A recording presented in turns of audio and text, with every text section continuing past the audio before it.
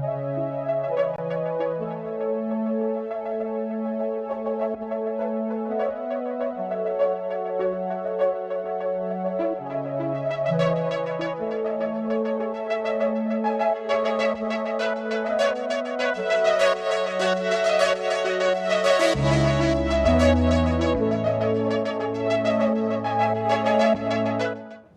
dan salam sejahtera saya ucapkan. Bertemu kita kembali dalam rancangan Speak Up dari Telus Tanpa Rahsia, dan hari ini kita akan membicarakan tentang diary seorang politik, yang mana kita telah bawa seorang bekas calon yang pernah bertanding dalam PRN Johor tempoh hari, iaitu saudara Khoo Siao Lee. Apa khabar saudara? Khabar baik. Baik, saudara Khoo Siao Lee merupakan naib pengurusi atau naib presiden Betul. Naib Presiden Parti Gerakan Rakyat Malaysia. Baik saudara, sebelum kita teruskan untuk lebih jauh lagi, apa kata kalau saudara kenalkan cerita, berkongsi sedikit tentang kehidupan saudara, supaya orang kat luar-luar sana boleh tahu siapa sebenarnya saudara Khoo Siao Lee ini. Okey, salam sejahtera semua. Nama saya Khoo Siao Lee. Kini saya memegang jawatan Naib Presiden Nasional bagi Parti Gerakan Rakyat Malaysia. Dan saya sudah join politik lebih kurang 20 tahun. Dan kenapa saya join politik? Ini ada berkaitan dengan suasana kehidupan masa kecil saya. Sebenarnya saya berasal dari sebuah keluarga yang miskin. Dan ibu bapa saya merupakan penjaja. Mereka menjual mi goreng, kuih tahu goreng dekat tepi jalan.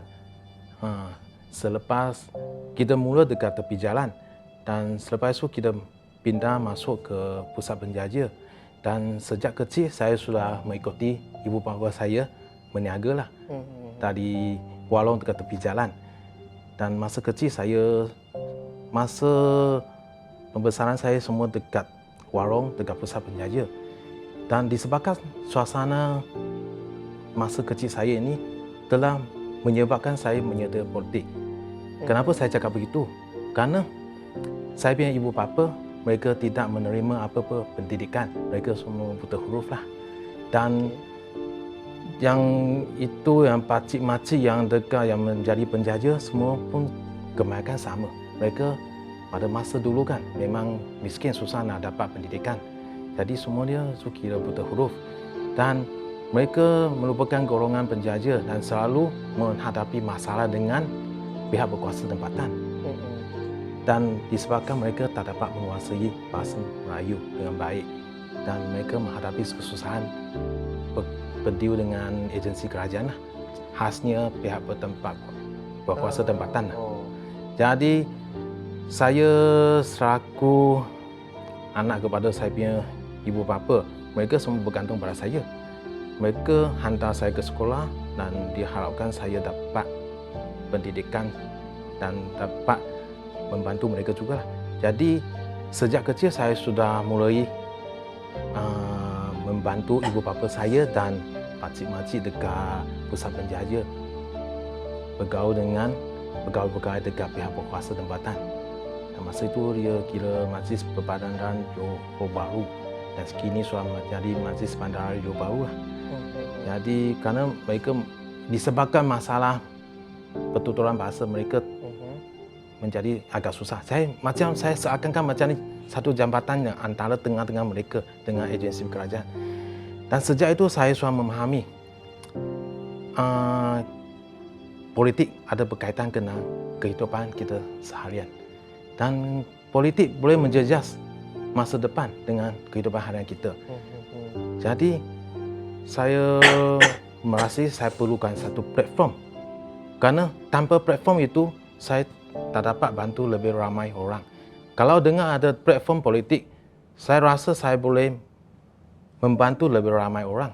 Jadi sejak kecil itu saya sudah dipupuk untuk membantu orang dan berdeal dengan agensi kerajaan. Jadi saya rasa sejak itulah saya sudah memupuk minat saya untuk menyertai ini alam politik. Maknanya pada waktu tu sekitar tahun berapa tu? 1980 ke atau 80-an. 80-an lah? Karena kalau masa kecil saya, masa sekolah rendah, saya masih tidak mampu. Sejak saya masuk melanjut pelajaran ke sekolah menengah, di sana saya menerima pendidikan yang saya punya bahasa ada bertambah baik sikit. Tapi saya masih belajar lah. Saya tahu saya punya bahasa memang lemah. Tapi sejak menjejak ke sekolah menengah, saya punya bahasa boleh kira baik sikit. Jadi saya dapat bantu mereka. Kita dah dengar jalan kehidupan macam mana saudaraku Syauli boleh berkecimpung dalam dunia politik ni disebabkan orang kata masalah kehidupan. Jadi betapa pentingnya politik ini yang mampu mengubah struktur kehidupan sesebuah masyarakat. Baik. Bagaimana saudara uruskan masa saudara antara politik dengan masa keluarga? Sebab kita tahu waktu kecil dahulu saudaraku Syauli memang berasal daripada golongan yang kurang berkemampuan. Betul. Jadi bila telah berkecimpung dalam dunia politik, masa tersebut telah berubah. Jadi macam mana saudara menguruskan agar orang kata kehidupan saudara lebih terjamin daripada masa dahulu? Makna awak, macam mana saya menagihkan masa saya antara politik dengan keluarga saya? Ya, saya betul. Okay. Sebagai seorang ahli politik, dia memang memerlukan banyak masa. Sebelum saya, bukan sebelum, saya selalu mendengar orang cakap dengan saya, kalau you nak jadi sebagai seorang ahli politik, you memang perlu ada masa yang lebih. Jadi, masa itu memang penting.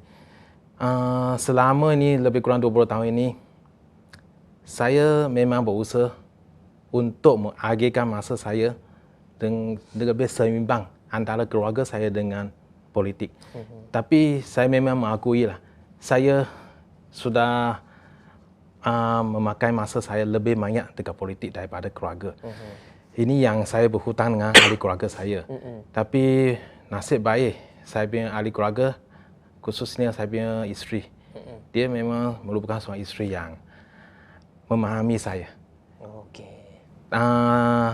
Dia tahu saya sibuk dengan politik. Dia tahu saya selalu sibuk membantu orang. Dia pun tak kacau saya. Dia pun tak menyalahkan saya. Saya memang faham. Ini yang menyebabkan saya memang rasa saya berhutang dengan dia.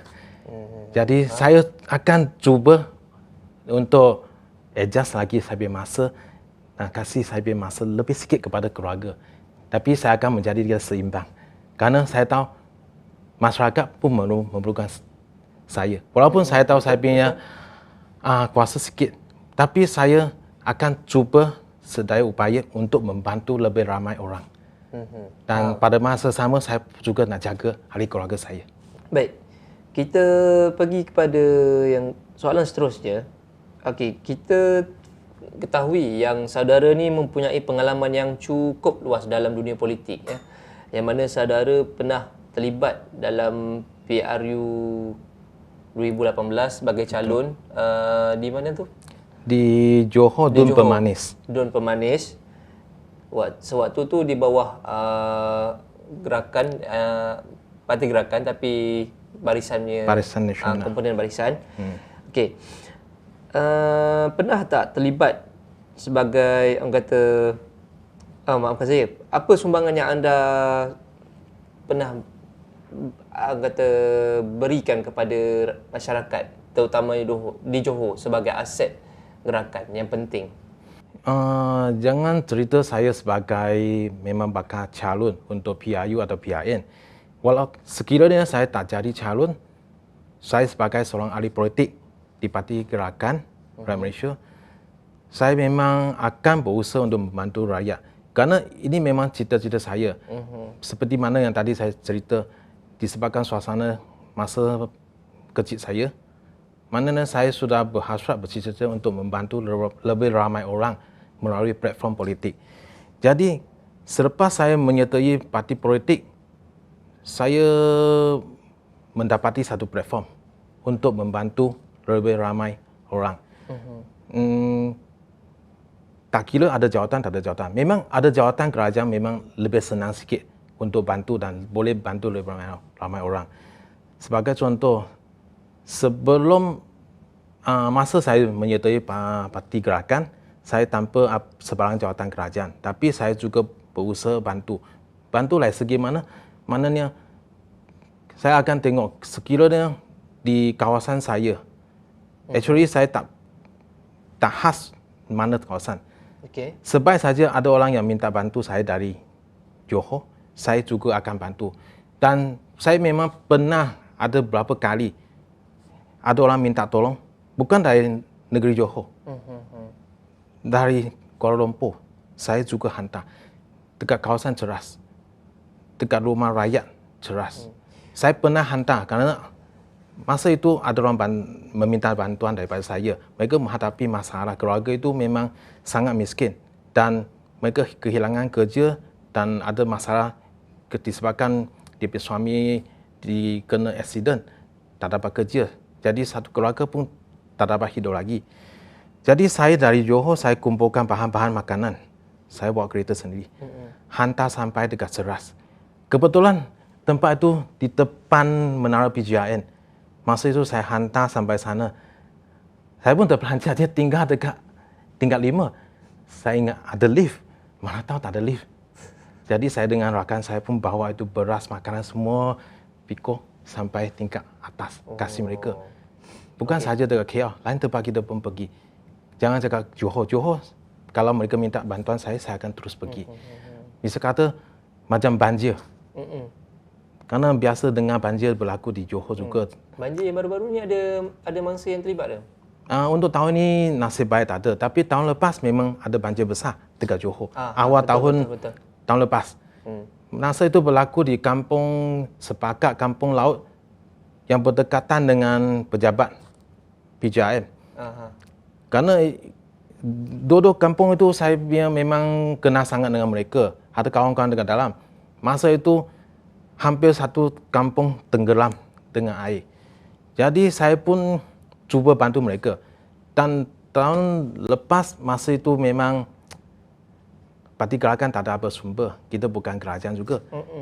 Jadi nasib baik ada pertubuhan NGO yang saya kenal, saya menjadi penasihat juga dan ada kawan-kawan yang memang sanggup rela membantu saya.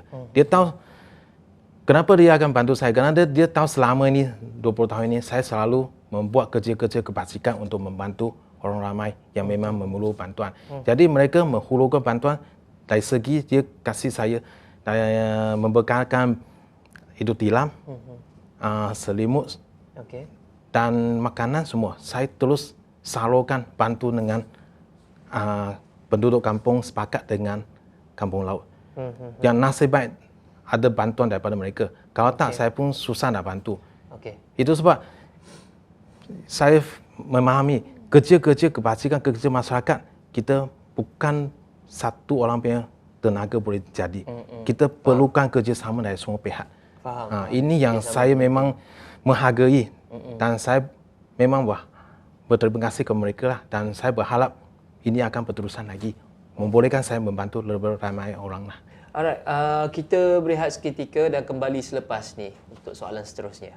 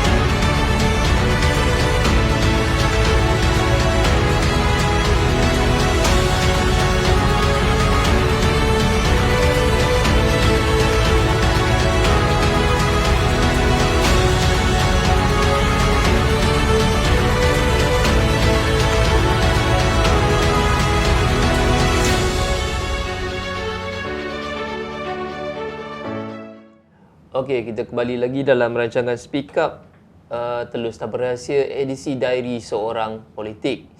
Okey, kalau tadi kita bercakap tentang pengalaman saudara dalam dunia politik dan sumbangannya yang telah diberikan, terutamanya di dalam parti gerakan sebagai aset yang penting. Dan seterusnya kita cuba bertanya kepada beliau macam mana gerakan mengambil hati-hati pengundi di seluruh Malaysia, terutamanya pengundi-pengundi yang baru nak mengundi pada PR 2015 kali ini. Mungkin saudara ada orang kata strategi-strategi nak buat kempen atau pertandingan-pertandingan untuk menarik golongan-golongan muda ni mengenali gerakan ke macam mana? Mungkin saudara boleh bagi pandangan atau komen sikit. Okey. Selain membuat kempen atau aktiviti, saya rasa apa yang saya tahu, Parti Gerakan Rakyat Malaysia memang merupakan satu parti yang sentiasa berprihatin dengan rakyat, membantu rakyat. Bukan saya seorang sahaja. Pemimpin lain dekat Parti Gerakan di seluruh Malaysia memang selalu mereka menghulurkan bantuan kepada orang yang memang memerlukan bantuan. Jadi melalui kerja-kerja mereka, kerja-kerja kebajikan atau kerja-kerja lain untuk membantu rakyat, saya rasa rakyat memang boleh nampak sendiri. Saya rasa dari kerja-kerja yang kita lakukan memang sedikit sebanyak dapat mempengaruhi rakyat Malaysia, yang khususnya juga untuk golongan muda lah. Tapi golongan muda, pada saya memang golongan muda memang dia tak minat sangat dengan politik. Mereka pun tak nak ambil tahu dengan apa itu politik. Itu sebab kita perlu berusaha lebih lagi untuk mempengaruhi orang muda, golongan muda untuk memahami politik, mengetahui lebih mendalam apa itu politik. Kenapa politik boleh menjejas kehidupan harian kita, boleh menjejas masa depan negara. Jadi kita pun berusaha menganjurkan banyak aktiviti yang berkaitan dengan orang muda. Sebagai contoh, kita sedang berusaha melakukan aktiviti cosplay. Ini salah satu. Kenapa kita nak anjurkan aktiviti cosplay? Karena kita memang tahu orang muda dia ada kegemaran dia sendiri, ada minat dia sendiri. Jadi kita nak mendekati orang muda, kita pun kena memahami apa kegemaran dia, apa yang mereka suka. Kita pun melakukan sesuatu yang boleh mendekati mereka.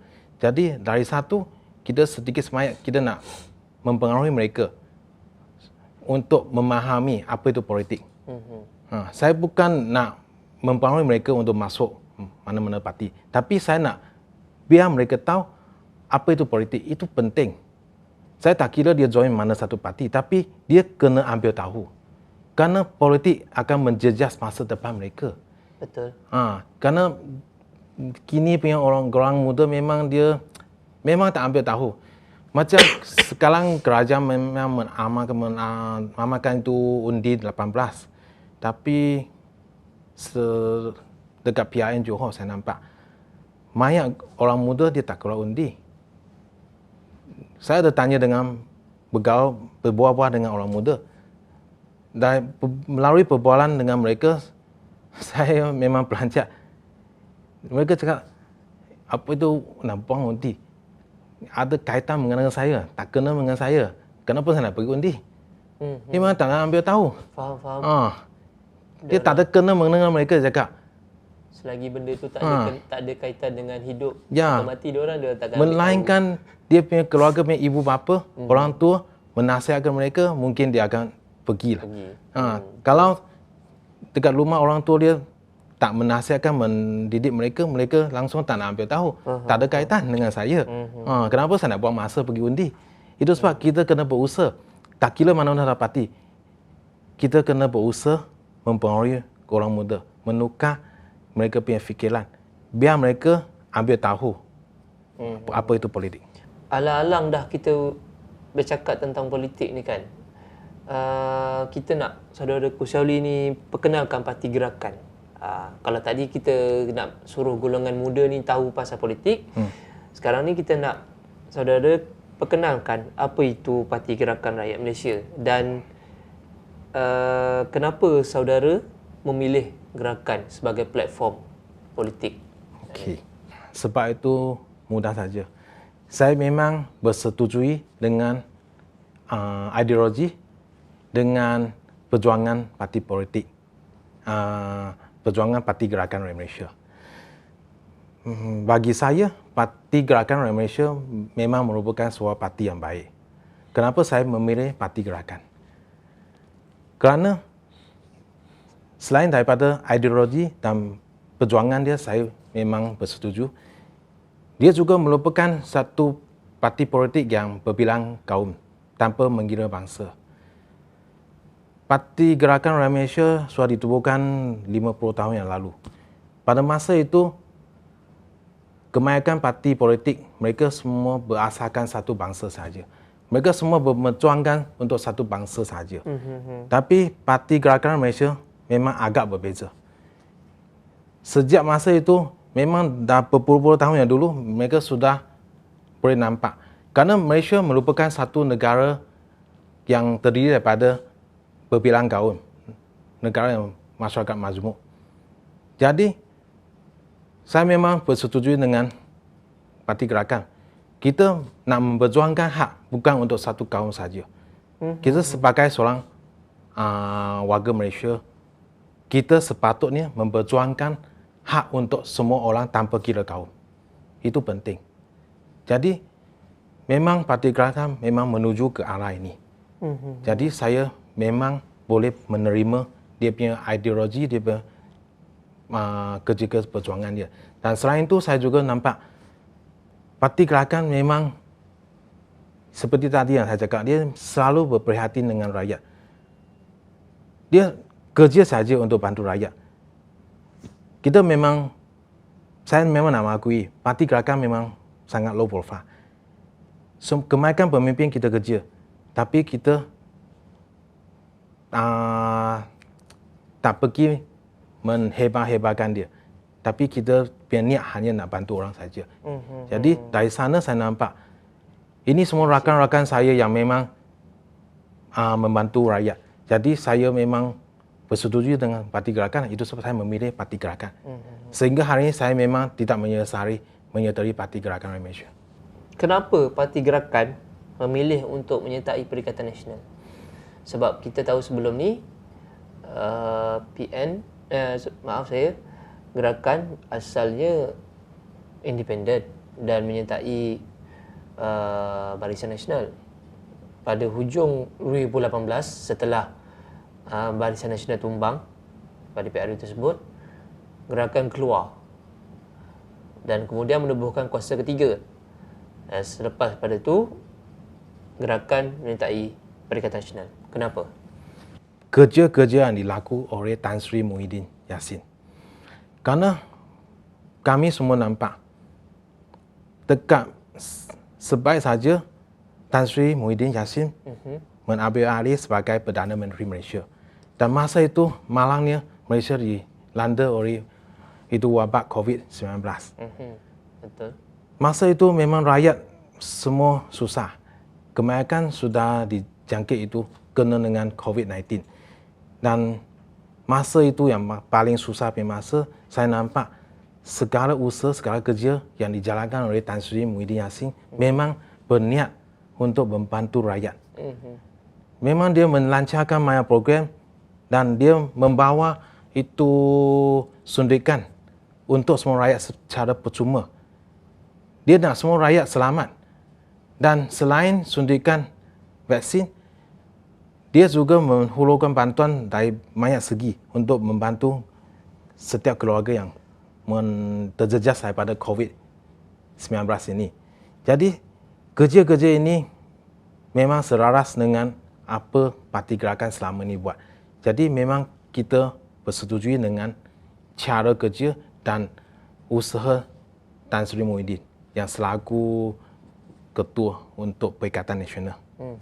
Jadi, kita memang bersetuju dengan Tan Sri Yassin. Jadi itu sebab kita pun minta untuk menyertai Perikatan Nasional. Okey, faham. Jadi, apa perbezaan parti gerakan dengan parti lain? Dan kenapa dari segi perbezaan ni kena undi gerakan? Kenapa? Sebab kita tahu setiap parti ada ideologi sendiri.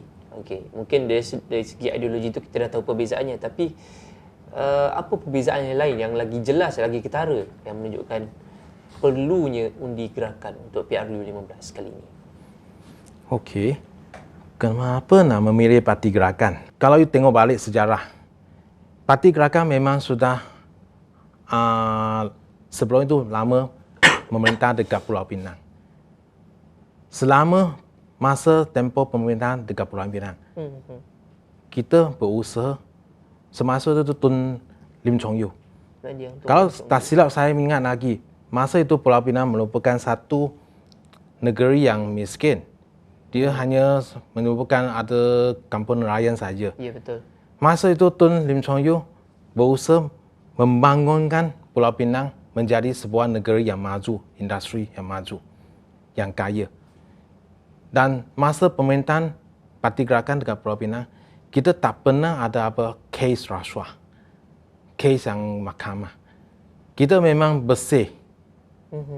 Tak pernah ada satu kes. Bukan sahaja dekat Pulau Pinang saja.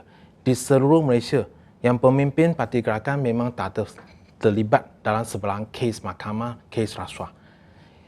Ini yang merupakan kebanggaan yang saya rasa yang Parti Gerakan.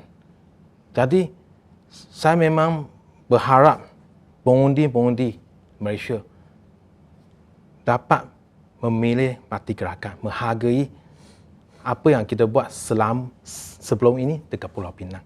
Dan saya percaya sekiranya pengundi memilih Parti Gerakan dan memberi kepercayaan kepada Parti Gerakan, pemimpin Parti Gerakan akan dapat membuat lebih baik untuk kebaikan negara Malaysia dan rakyat. Faham. Kita berehat sebentar dan kembali selepas ini.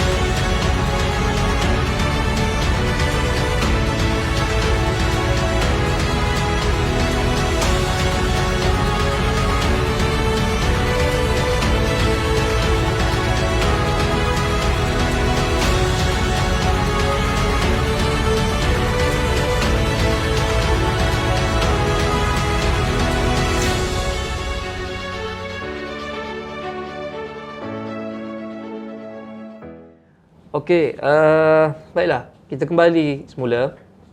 Kalau tadi kita bercakap tentang perbezaan parti dan mengapa perlu undi gerakan, dan saudara Kusoli telah bagi tahu selain daripada ideologi dan bantuan-bantuan yang telah diberikan oleh Parti Gerakan, tetapi kita perlu menghargai balik apa yang telah dibuat pemimpin-pemimpin gerakan sebelum ni. Mungkin Allahyarham Syed Hussein Alatas, mendiang Tun Lim Chong Yu yang pernah membantu negeri Pulau Pinang kembali bersinar sehingga hari ini. Okey, bercakap sedikit tentang Pulau Pinang. Okey, gerakan telah memerintah Pulau Pinang selama beberapa dekad. Kalau ikutkan dah lebih pada sedikit lebih lah. Okey, bolehkah saya melihat kita kata rakyat Malaysia ni melihat kembali gerakan berkuasa di Pulau Pinang? Parti Gerakan untuk kembali ke Pulau Pinang bukan tak mungkin. Ada kemungkinan. Kerana selama ini, selepas kita kalah, kita memang tidak berputus asa. Kita terus berkhidmat, memberi sumbangan kepada rakyat Pulau Pinang. Dan kita memang tidak selepas kalah kita hanya tinggalkan sana saja, tak melakukan apa benda, tak membantu rakyat, tak menjalankan program, tak. Kita masih teruskan untuk berkhidmat untuk rakyat dekat Pulau Pinang. Kita memang tidak melupai dengan rakyat di Pulau Pinang.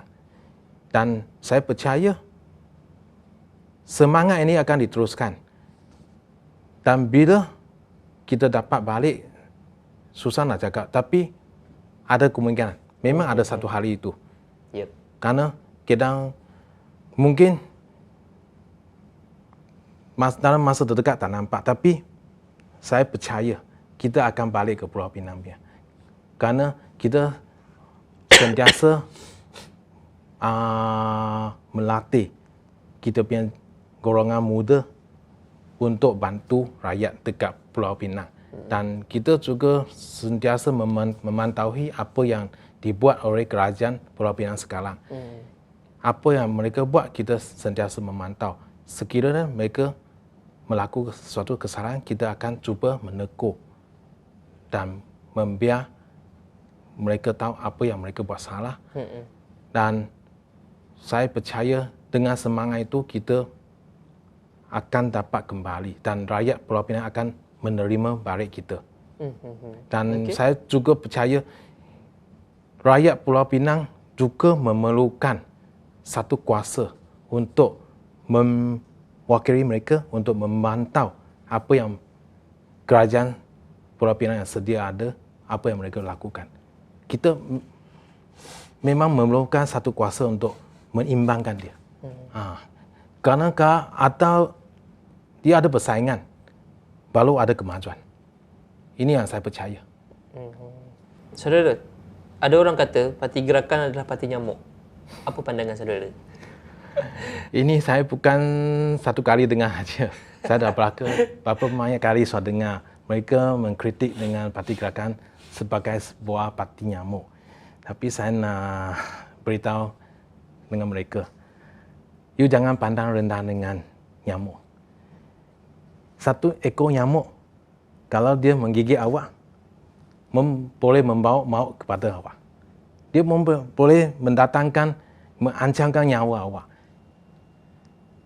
Saya memang mengakui mungkin parti gerakan merupakan satu parti yang kecil. Tapi jangan pandang dia kecil.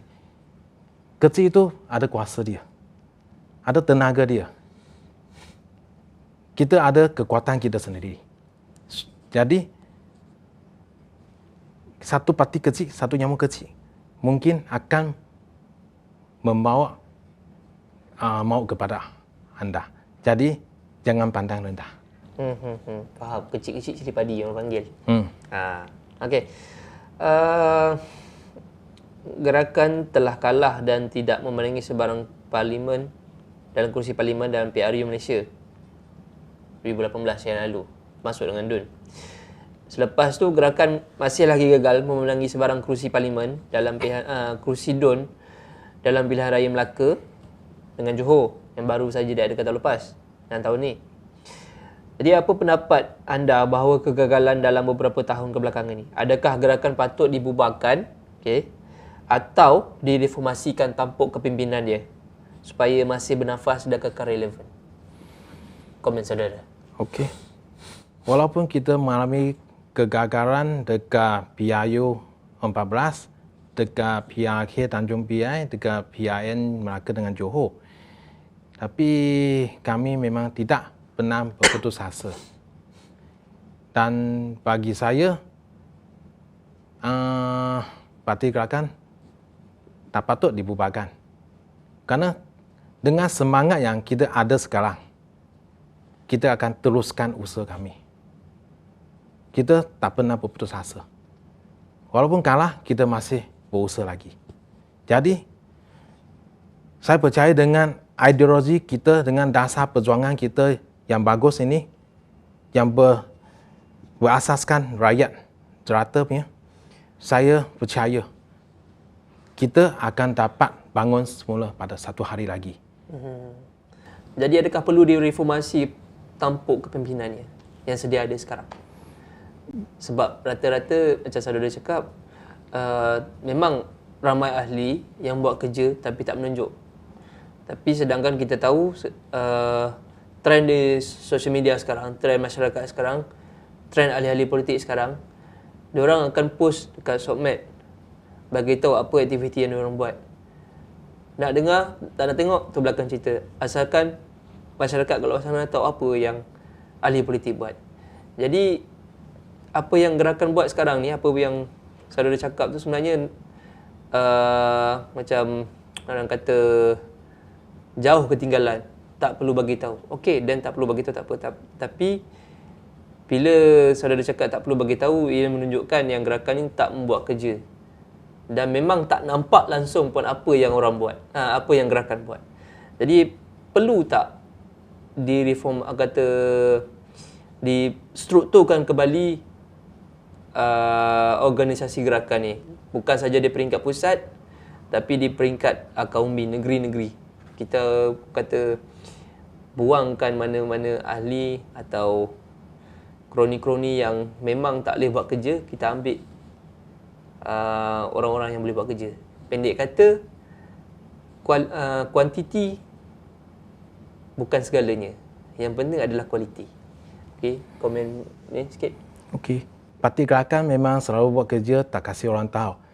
Kita memang diam-diam kerja. Jadi kita memang tahu kelemahan kita. Dan kita dari semasa ke semasa kita akan cuba membaiki kelemahan kita. Dan usaha ini memang tidak berhenti. Kita sentiasa untuk membaiki kelemahan kita. Kerana kita pun juga nak selaras dengan zaman yang berteknologi ini. Macam dulu memang tak perlu buat apa live, tak perlu buat pergi apa social media, pergi Facebook. Betul. Kita pakai semua itu cara-cara kempen tradisional. Tapi disebabkan sekarang zaman moden, jadi kita pun kena ikut. Kita pun sedang belajar berusaha untuk membaiki lagi. Jadi kerja ini akan terus dijaga. Dan dari segi struktur kepimpinan, kerana parti gerakan memang merupakan sebuah parti yang mengamalkan itu konsep demokrasi.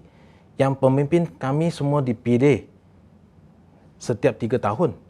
Dari semua peringkat, dari peringkat cawangan, bahagian, negeri sampai ke nasional. Jadi, sekiranya pemimpin yang tak dapat perform, saya percaya akar umbi daripada kepimpinan, daripada parti gerakan akan melalui undi mereka. Kerana kita pun ada pemilihan parti untuk menukar orang lebih sesuai. Dan sesebuah parti bukan satu bisnes untuk satu keluarga saja, untuk seseorang pemimpin saja. Parti kepunyaan orang ramai, semua ahli parti punya. Jadi saya percaya ahli-ahli parti gerakan di seluruh Malaysia, mereka akan melalui undi mereka dalam pemilihan parti untuk memilih pemimpin yang memang boleh membawa parti ke arah yang lebih maju. Okey. Kita dah sampai penghujung ya. Sebelum penutup, saya nak tanya sikitlah, apa harapan dan cita-cita saudara bersama gerakan ni? Saya memang berharap gerakan dapat terus dengan dasar perjuangan dia. Jangan berputus asa. Dan pada masa yang sama, saya memang berharap pemimpin parti gerakan dapat lebih rajin lagi. Mereka sudah memang rajin, tapi saya rasa tak cukup. Kena rajin lagi, turun padang dan mendekati dengan rakyat. Khususnya golongan muda. Kerana golongan muda memang agak penting. Seperti mana tadi saya cakap, orang muda kini mereka memang tidak mengambil tahu politik. Saya berharap kita pemimpin memang kena berusaha mendekati dengan mereka, turun padang selalu dan membawa mereka untuk memahami politik. Kalau bolehlah, bawa mereka masuk ke gerakan. Gerakan memang memerlukan orang muda semua. Dengan orang muda, saya rasa gerakan mungkin ada satu suasana lebih fresh sikit yang boleh membawa lebih banyak idea lagi. Kerana saya percaya orang muda memang ada banyak idea yang baru-baru, yang mungkin orang yang sedia ada kita tak dapat fikir punya. Kalau boleh campur dengan idea mereka, saya rasa parti rakan boleh ke arah lebih cerah lagi dan boleh membantu lebih ramai orang lagi. Boleh memainkan peranan yang lebih besar lagi di masyarakat dengan negara. Ini yang cita-cita saya lah. Jangan berputus asa, teruskan usaha. Terima kasih saya ucapkan kepada saudaraku Syauli atas kesudian untuk bersama saya dalam rancangan Speak Up Terus Tanpa Rahsia edisi Diary Seorang Politik. Baik, apa-apa pun saya ingin mengucapkan jutaan terima kasih dan selamat maju jaya untuk anda kata terpilih untuk naik SPRU kali ini dan berjuang sungguh-sungguhlah demi rakyat, orang kata. Alright. Terima kasih saudara Aiman. Sama-sama. Okey. Baiklah, itu saja daripada saya untuk hari ini. Sekian ucapkan terima kasih dan Assalamualaikum serta jumpa lagi.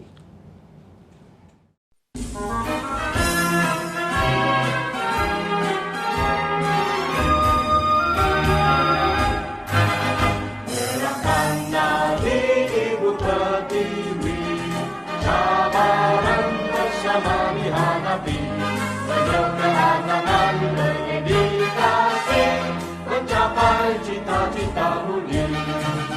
Berbagai bangsa satu keluarga, berbakti untuk negara, menegakkan demokrasi agar negara terus dihormati. Satu hati, kita satu hati, One Chun One Chun Parliament, yang memberi Parliament, satu hati, kita satu hati. Berbaju prinsip rukun negara, maju makmur adil saksama, gerakan bersama, mencapai wawasan negara. Satu hati, kita satu hati, One Chun Memberi Parliament, yang memberi Parliament, satu hati, kita satu hati. Satu hati, kita satu hati.